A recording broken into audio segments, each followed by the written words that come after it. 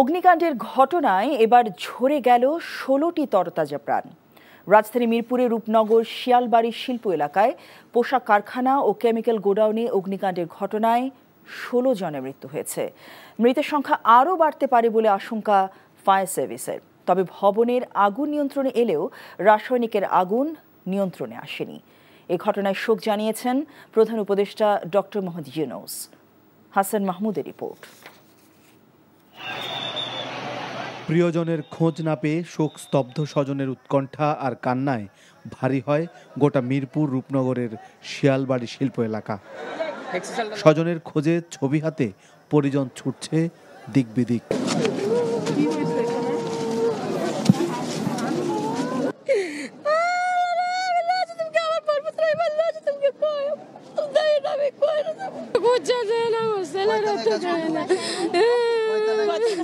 Dhaka medical খুঁজছি, সরবদিকে খুঁজছি, এখানে আসলাম কোনো জায়গায় পাইতেছি না। আবার ইসলামী মেডিকেল আছে আপনার 11 নম্বরে, ওইখানে গেলাম, ওইখানেও পাইনি। তো অবশ্যই সেখানে এসে দাঁড়ায় রয়েছি যদি দেখি পাওয়া যায় কিনা। গিয়েছিল সকাল 8টা বাজে ডিউটিতে, পরে আগুন লাগার পরে থেকে খুঁজে পাইতেছি না, বাসাও হয় নাই, মোবাইল নাম্বার নেই, মোবাইল চলায় না। আগুনে দগ্ধ হয়ে রাসায়নিকের বিষাক্ত ধোঁয়ায় দম বন্ধ হয়ে ঝরে গেছে তরতাজা প্রাণ। প্রত্যক্ষদর্শী ও ফায়ার সার্ভিস জানায় মঙ্গলবার সকালে সর্দার গার্মেন্টস ও কসমেটিক্স ফার্মা নামে একটি কেমিক্যালের গোডাউনে আগুনের সূত্রপাত। মানে এখানে মূলত ব্লাস্ট হয়েছে আর হচ্ছে বাতাসে ওই পাশের বিল্ডিং এর গিয়ে ছিল কেমিক্যাল ফ্যাক্টরি থেকে, ওখান থেকে আগুনের দঙ্গা হাওয়া বাড়তে বাড়তে আরো 3-4টা বিল্ডিং যেগুলো আছে ওগুলো লাগছে।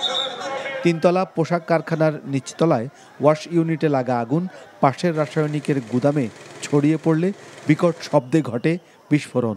মুহূর্তেই আগুন ছড়িয়ে পড়ে চারপাশে। আগুন নেভাতে কাজ করে ফায়ার সার্ভিসের 8টি ইউনিট। এক নম্বর যেটা রাসায়নিক ছিল ওইটাতে লাগছে, ওইখান থেকে ওইখানে কিভাবে জানি হয়ে গেছে, আর ওটা বাস্ট হয়েছে।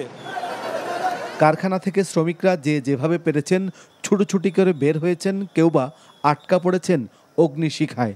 বিষাক্ত রাসায়নিকের ধোঁয়ার কুণ্ডলিতে দম বন্ধ হয়ে গেছে অনেকের।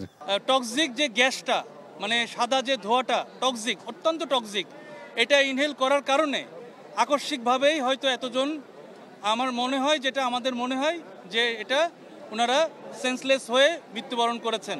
তো এই 16টা মৃতদেহ আমরা পেয়েছি।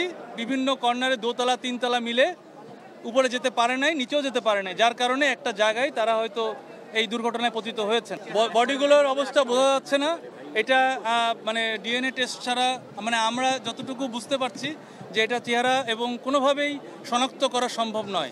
এদিকে দগ্ধ ও রাসায়নিক বিষক্রিয়ায় আক্রান্ত কয়েকজনকে চিকিৎসার জন্য ভর্তি করা হয়েছে জাতীয় বার্ন অ্যান্ড প্লাস্টিক সার্জারি ইউনিটে। স্বজনদের অনেকেই খুঁজে চলেছেন নিখোঁজদের। Hasan Mahmud, NTV news, Dhaka.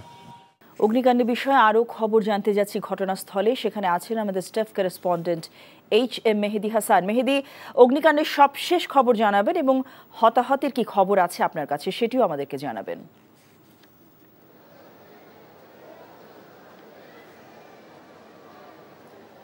জসিন্তা, এই মুহূর্তে একটু আগেই অপারেশনস এবং বিভাগের যিনি ফায়ার সার্ভিসের যিনি পরিচালক, তিনি ব্রিফ করেছেন সাংবাদিকদের। তিনি জানিয়েছেন যে 16 জনের মরদেহ তারা উদ্ধার করেছেন।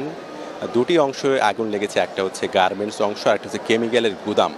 গার্মেন্টস অংশের যেই তাদের যে কার্যক্রম সেটি সমাপ্ত হয়েছে, সেখান থেকে তারা 16 জনের মৃতদেহ উদ্ধার করেছেন, তবে তাদের পরিচয় এখনও শনাক্ত করা যায়নি। আর কেমিক্যাল অংশটুকু যেহেতু বিষাক্ত, অনেক ধরনের কেমিক্যাল রয়েছে, সেটা বিস্ফোরণ হয়েছে, তাই এখানে এখনও কার্যক্রমটি সমাপ্ত করা যায়নি। কতক্ষণ লাগবে সে ব্যাপারেও তারা কোনো সুনির্দিষ্ট করে সময় বলতে পারেনি। এখানে স্বজনরা এসেছেন অনেকেই, তাদের স্বজনদের খুঁজতে তারা, তবে এখনও যেহেতু এই লাশ শনাক্তর বিষয়টি শুরু হয়নি, তাই তারা আসলে এই পাশে ভিড় করছেন, কান্না করছেন, আহাজারি করছেন। আমরা অনেকের সাথে কথা বলেছি, তারা তাদের স্বজনদের খুঁজে না পেয়ে, যোগাযোগ করতে না পেরে এখানে চলে এসেছেন। এখানে প্রচুর আইন শৃঙ্খলা রক্ষাকারী বাহিনী রয়েছেন।